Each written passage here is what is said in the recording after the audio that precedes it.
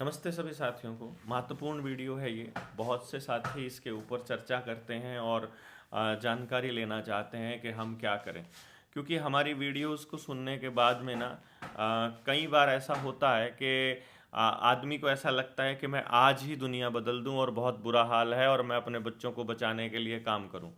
तो मैं ये समझता हूं कि इस दिशा में हम लोगों को थोड़ा सा धैर्य से काम लेना पड़ेगा। मैं अभी एक मित्र की बात बताता हूँ आपको। अपने साथी गए ट्रेनिंग करने के लिए, और ट्रेनिंग करने के बाद में वहाँ उन लोगों को पता चला कि ये तो बुरा हाल अपने समाज का हो रहा है और ये किया जा रहा है, मतलब कुछ षड्यंत्रकारी लोगों द्वारा। तो अ, फिर जब हमारी टीम के वो साथी जिन्होंने ट्रेनिंग ली थी, ट्रेनिंग के बाद उन्होंने अपने आसपास के लोगों को समझाना शुरू किया। तो मैं उनका एक मैसेज पढ़ रहा हूँ, मैं सिर्फ एक मैसेज पढ़ रहा हूँ।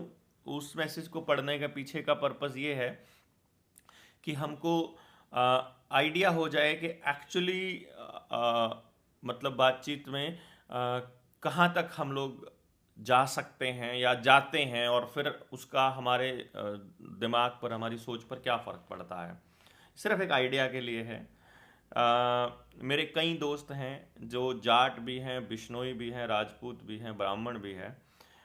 कोई बात नहीं सुन रहा है, उनको लग रहा है कि ये बीजेपी विरोधी बात कर रहे हैं, जबकि हम अपनी बातों में किसी पार्टी को विरोध करने की बात हम नहीं करते हैं, और ये हिंदू विरोधी है। मतलब हिंदू हृदय सम्राट ने जब हिंदुओं के बच्चों को स्कूलों के अंदर टैबलेट देकर उनका दिमाग खराब किया, जब उनके शरीरों में केमिकल डालकर उनको परमानेंट बीमार कर दिया, अब नपुंसक हो गए हिंदुओं के बच्चे, तो तब उनको हिंदू हृदय सम्राट, हिंदू विरोधी नहीं लगता है। और हम जब उनको सच्चाई बताते हैं तो उनको वो लगता है। ये कॉमन सेंस इतना ख़त्म कर देती हैं पॉलिटिकल पार्टियां, या फिर सत्ता का जो मद है या सत्ता में बैठे लोग हैं वो इस तरीके पर अपना प्रचार करते हैं कि उन लोगों की मति इस तरह से मारी जाती है। आप इसकी पराकाष्ठा को समझिए। स्टाफ वालों को भी समझ नहीं आ रहा, उनको भी समझाते हैं। कुछ लोग बोलते हैं कि अपनी तो कट जाएगी, या इससे जल्दी, इससे पहले अंग्रेज दोबारा आ जाएंगे। ये जो हम कहते हैं ना कि इजराइल आ रहा है, तो वो मजाक उड़ाते हैं कि हमारी कट जाएगी या इससे पहले आ जाएगी। दिमाग खराब हो गया है बलारा जी। बीपी और टेंशन होने लगी है। अब क्या करें, मेंटल हेल्थ को कैसे सही रखें? मुझे तो लगता है कि आपसे मुझे अपनी काउंसलिंग करवानी पड़ेगी। ये मैं एक बातचीत बता रहा हूँ आपको। ये बातचीत मैंने सिर्फ इसलिए बताई है क्योंकि ऐसे बहुत सारे मैसेजेस आते हैं जिनमें हमारे साथी ये रिक्वेस्ट करते हैं कि बहुत जल्दी बदलना है हमको।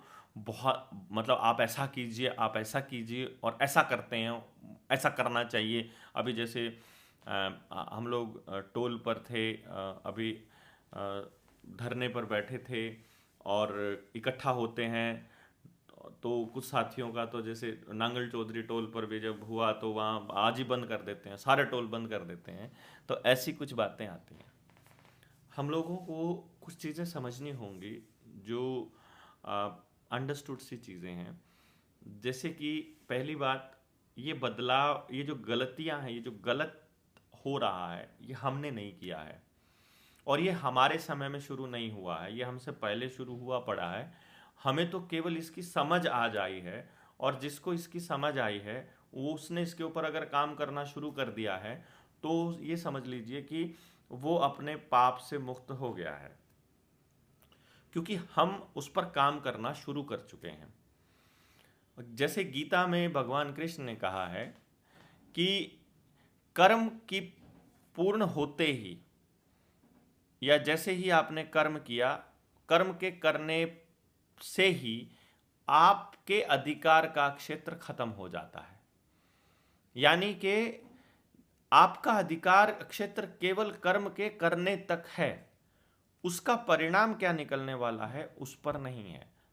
तो आप अगर सही कर रहे हैं तो फिर आपको घबराने की ज़रूरत नहीं है, फिर आप उसको करते रहिए, बस यही काम है। दूसरा, ये बदलाव एक दिन में नहीं आया है, ये सैकड़ों हजारों सालों के उनके प्रयासों के बाद आया है। और अगर सैकड़ों साल का प्रयास है उनका व्यवस्था को खराब करने में, तो व्यवस्था को बनाने में भी आपके अंदर इतना ही धैर्य होना चाहिए। हाँ, झूठ के पैर नहीं होते हैं, तो जिस दिन देश की जनता को पता चल गया उस दिन वो एक ही झटके में ख़त्म हो जाएगा उनका सब कुछ। लेकिन उससे पहले पता होना ज़रूरी है। पता होने के लिए हमको ज़्यादा से ज़्यादा लोगों तक पहुंचना ज़रूरी है, और हमको ये दिखाना ज़रूरी है कि हम बहुत से लोग हैं, हमारे साथियों को बीच में छेड़ने की कोशिश ना करें। जैसे अगर जनता सरकार मोर्चा के पास आज 1 लाख लोग होते जो ट्रेनिंग लिए हुए हैं, तो अक्षय नरवाल आज अंदर नहीं होता, जनता सरकार मोर्चा का एक भी साथी अंदर नहीं होता, हम जेल के बाहर खड़े होते। ना जेल में कोई दूसरा कैदी जा पाता, ना कोई कैदी जेल से बाहर निकल पाता जब तक हमारा साथी बाहर नहीं निकलता, क्योंकि उसने कुछ किया ही नहीं था। चाहे ट्रायल हमको रोज करवानी पड़ती कि तुम सबूत दो जिसने ये आरोप लगाया, जिस पुलिस वाले ने, अभी उसने पुलिस वाले ने उसके ऊपर देशद्रोह जैसी धारणा वो धाराएं लगा करके 307 जैसी धाराएं लगा करके कि हमको मारने की कोशिश की है, और उसको अंदर तो कर दिया। अब जब तक ये कार्रवाई चलेगी, कार्रवाई कैसे चलती है भाई, उस पर जो धाराएं हैं उनमें 6 महीने तक अगर बेल नहीं है तो क्या 6 महीने वो अंदर ही सड़ता रहेगा? आप फटाफट फटाफट करो ना, उसके ऊपर चालान पेश करो और देखो क्या पता चले कि पुलिस के पास कोई सबूत ही नहीं है। तो ये दबाव कौन बना सकता है? ये लोग बना सकते हैं। अब अगर लोग नहीं हैं तो कोई रास्ता नहीं है जागरण के अलावा आपके पास। हाँ, जिस दिन लोग हो जाएंगे उस दिन प्रशासन को हम बता देंगे कि मालिक हम हैं, और जागरण करते रहिए। अब जो जो कहते हैं कि हम तन मन धन से आपके साथ हैं, जब हमें तन की जरूरत पड़ती है तो उनका काटड़ा बीमार हो जाता है, तब उनको खेत में काम पड़ना लग जाता है, तब उनको रोज धार निकालनी होती है। जब जब हमको जरूरत पड़ती है तो उनका मन डामाडोल हो जाता है। हम कोई एक वीडियो आएगी, उस वीडियो में उनका मन डामाडोल हो जाएगा है। और धन तो वो कहते हैं कि काम धंधा हमारा चल ही नहीं रहा है। वो 5 रुपये भी डोनेशन देते हुए जो है उनको लगता है कि मोर्चा जो है उसको हम मतलब कैसे दें। तो भैया वो जो तन मन धन से साथ देने वाले लोग हैं, वो 100 लोग अगर कहते हैं कि हम तन मन धन से आपके साथ हैं, मीटिंग्स में कितने लोग आएंगे, कितने आते हैं, उसको समझना देखना पड़ेगा ना अपने को। हम तो बात कर रहे थे कि आप 19 नवंबर की रैली में ले आते, तो हम तो 19 नवंबर की रैली में डिक्लेयर कर देते। इसी तरह से जब आप समझाने निकलेंगे तो जो 100 लोगों से जब आप बात करोगे तो आपकी बात को समझने वाले लोग उसमें से कोई एक का दुक्का या मैक्सिमम 5 या 10 तक मिलेंगे। अब आपने बात किससे करी है अभी तक? आपने बात करी है जो आपके दोस्त हैं, जो आपके परिवार वाले हैं, जो आपके साथ काम करते हैं। अगर आपने केवल उनसे बात की है तो वो नहीं समझेंगे। उनको समझाने के लिए उनके इंटरेस्ट का व्यक्ति, यानी अगर वो खेती करते हैं तो खेती वाला सुनील आएगा, एजुकेशन पर वो कुछ सुनना चाहते हैं तो मैं आऊँगा, आयुर्वेद पर सुनना चाहते हैं तो हेल्थ का इश्यूज़ हैं तो वो आयुर्वेद वाला आएगा बंदा। तो उसका स्पेशलिस्ट आपको दूसरे गांव से इंपोर्ट करना पड़ेगा। ये मतलब मैं अपनी बात ये नहीं कही, ये तो हमने बताया है। यदि आपके सर्कल में, आपकी टीम में अगर ऐसा व्यक्ति है जो इन मुद्दों पर काम कर रहा है तो आपके वहां पर वो साथी आएगा। तो कहने का मतलब ये हुआ कि अपने गांव में के लोगों को समझाने के लिए दूसरे गांव से लोगों को बुलाइए, और खुद अगर आपको बात समझ में आ गई है तो आप उसके गांव में समझाने के लिए जाइए। ये सबसे बेस्ट तरीका है। अपने दोस्तों, रिश्तेदारों और परिवार के लोगों को खुद कभी भी मत समझाइए, ये बहुत बड़ी मिस्टेक होगी हमारी। उनके साथ बात करने का मतलब दिमाग खराब करना ही है, क्योंकि जितना नज़दीक का रिश्ता होगा उतना ही हम कम समझा पाएंगे उन लोगों को।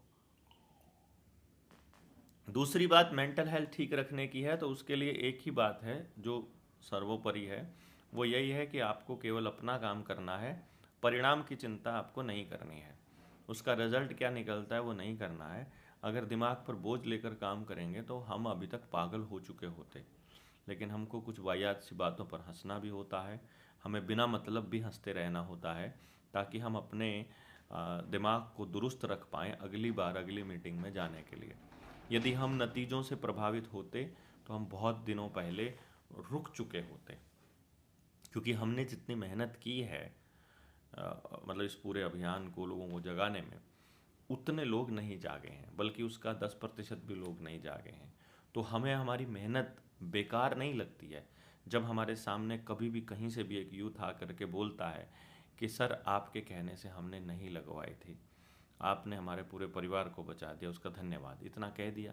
हालांकि वो मीटिंग में नहीं आता है, फिर भी हमें ये मालूम है कि हमने उस बंदे की ज़िंदगी बचाई। अब वो 4 लोगों को वैसे जागरूक करेगा अपने आप ही। वो हमारे पास आकर के नहीं कर रहा है तो उसका ये मतलब नहीं है कि वो हमारे साथ नहीं है, वो उस विचार को आगे बढ़ा रहा है, ये बड़ी बात है। तो इन विचारों का ये बिंदु है। दूसरी बात जो इस पे आपको सोचनी पड़ेगी और ध्यान रखनी पड़ेगी वो ये रखनी पड़ेगी कि जिस पेड़ के आसपास आप अभी खड़े हैं उसकी तरफ आप नज़र दौड़ाइए। अगर वो कोई बड़ा पेड़ है, जैसे कोई बरगद का पेड़ है, तो कई बार तो 500-500 साल पुराने आपको पेड़ मिलेंगे। कई बार आपको 100-100 साल पुराने पेड़ भी मिलेंगे, और जो आसपास के आजकल के जो पेड़ हैं आपको जो नज़र आएंगे वो 20-30 साल 10 साल पुराने तो कम से कम मिलेंगे। आप उस पेड़ की ऊंचाई को, उसकी छाया को, उसके पत्तियों को देखिए और फिर दिमाग लगाइए क्या वो एक दिन में बना है, वो पेड़ ऐसा यहाँ तक पहुँचा है, या कभी वो बीज रूप में इतना सा था। आप ये समझिए आज आपने बीज डालना शुरू किया है। मान लीजिए खरीफ की फसल का समय है और आप रबी के बीज डालेंगे तो क्या वो उग जाएंगे? गर्मी के मौसम में गर्मी के मौसम में उगने वाले बीज ही उगेंगे। अगर आपको सर्दी से पहले अगर कोई बीज उगाना है तो उसके लिए मतलब उसी बीज को लेकर के आना पड़ेगा। आजकल जैसे गेहूं का समय चल रहा है और पाला चाहिए गेहूं को बढ़ने के लिए और मतलब बड़ा होने के लिए, पकने के लिए। अब अगर आप इसको इस तरीके से बोते हैं कि पाले का समय ही ना हो, सर्दियां ना हो, यानी गर्मियों से पहले आप इसको बो देंगे, तो जब गर्मियां आएंगे, आजकल बो दीजिए आप गेहूं को, तो उसके बाद वो उसमें अनाज ही नहीं आएगा, क्योंकि वो अनुकूल वातावरण नहीं है।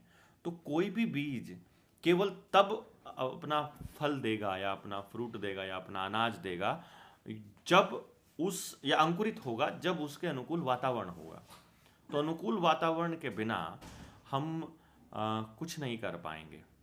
इसलिए आप बीज डालते जाइए। गिलहरी की खासियत मालूम है आपको?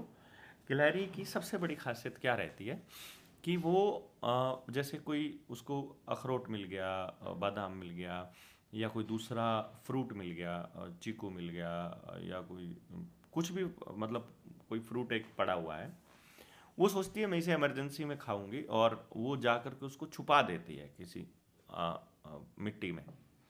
और कमाल की बात यह है कि वो भूल भी जाती है फिर। तो जब वो भूल जाती है तो वो पड़ा रहता है।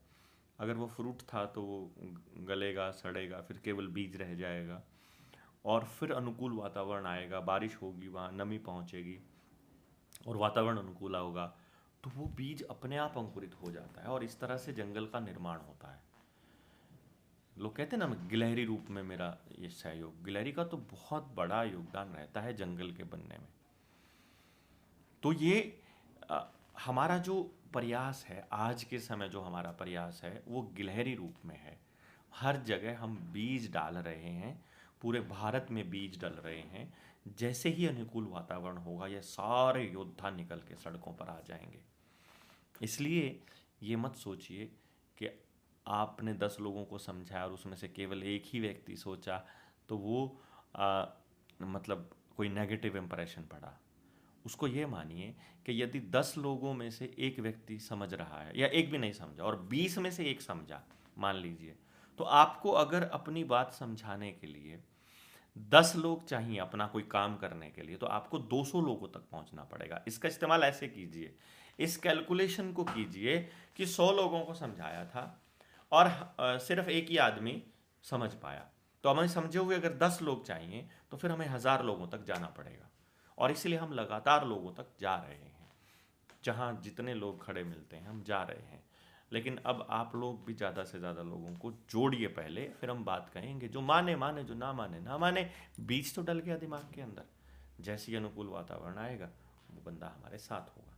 तो आप इसको इस परिप्रेक्ष्य में ही देखिए, और अपनी सेहत को बिल्कुल ख़राब नहीं होने देना है, अपना मानसिक संतुलन ख़राब नहीं होने देना है, ना ही हमें जल्दबाजी करनी है। जल्दबाजी तो बिल्कुल ही नहीं करनी है, हमको तो केवल अपना कर्म करना है। हम ज़्यादा समय दे पाएँ तो ज़्यादा समय दें, कम दे पाएँ तो कम समय दें। आप कोई बिजनेस करते हैं, अगर आप सेल्स के पर्सन हैं, तो आप अपने लोगों का दायरा बढ़ाइए, तो आपके पास आपके कस्टमर्स तैयार होंगे। तो आप कोई अच्छी चीज़, ऑर्गेनिक चीज़, कोई बढ़िया चीज़ आप समाज में डिस्ट्रीब्यूट करने का काम कीजिए, उससे आपका घर भी चलेगा।